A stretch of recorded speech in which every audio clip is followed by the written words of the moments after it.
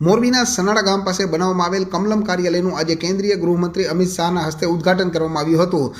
મોરબી સહિત સમગ્ર ગુજરાતની અંદર જુદી જુદી જગ્યાઓ ઉપર કમલમના કાર્યાલયો બને છે, તેવી જ રીતે મોરબીમાં કમલમ કાર્યાલય બનાવવામાં આવ્યું છે, જેનું આજે અમિત શાહના હસ્તે ઉદ્ઘાટન કરવામાં આવ્યું હતું। અને ત્યારે તેઓની સાથે સાંસદ પરસોત્તમભાઈ રૂપાલા, પૂનમબેન માડવ, કેસરીદેવસિંહ ઝાલા, રાજ્યમંત્રી કાંતિભાઈ અમૃતિયા તેમજ બ્રિજેશભાઈ મેરજા, જયંતિભાઈ કવાડિયા, મોહનભાઈ કુંડારિયા, ધારાસભ્ય દુર્લભજીભાઈ દેથરિયા, જીતુભાઈ સોમાણી, પ્રકાશભાઈ વરમોરા તેમજ મોરબી જિલ્લા ભાજપના પ્રમુખ જયંતિભાઈ રાજકોટિયા સહિતનાઓ ત્યાં તેઓની સાથે હાજર રહ્યા હતા અને વિશાળ સંખ્યામાં ભાજપના કાર્યકર્તાઓ સભામાં હાજર રહ્યા હતા। ત્યારે સભાને સંબોધતા તેમણે જણાવ્યું હતું કે જે લોકો અગાઉ એવું કહેતા હતા કે ભાજપના હવે વળતા પાણી છે, તેઓને મોરબીની ધરતી ઉપરથી પડકાર ફેંકતા કહ્યું હતું કે આગામી સમયમાં તમિલનાડુ અને પશ્ચિમ બંગાળની ચૂંટણીમાં કોંગ્રેસ અને તેના સાથી પક્ષોના સુપડા સાફ થઈ જવાના છે। આટલું જ નહીં, પરંતુ આગામી સમયમાં આવનાર સ્થાનિક સ્વરાજની ચૂંટણીમાં પણ કોંગ્રેસના સુપડા સાફ થઈ જશે, તેમાં શંકાને કોઈ સ્થાન નથી।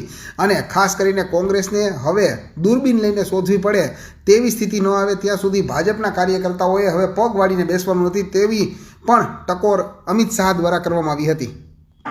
કોંગ્રેસના સુપડા સાફ આ સંકલ્પ સાથે ગુજરાત પ્રદેશ ભારતીય જનતા પાર્ટીના એક કાર્યકર્તાએ જ્યાં સુધી સ્થાનિક સ્વરાજમાં કોંગ્રેસની સ્થિતિ દૂરબીન લઈને શોધવી પડે એવી ના થાય ત્યાં સુધી આપણે પગ વાળીને બેસવાનું નથી।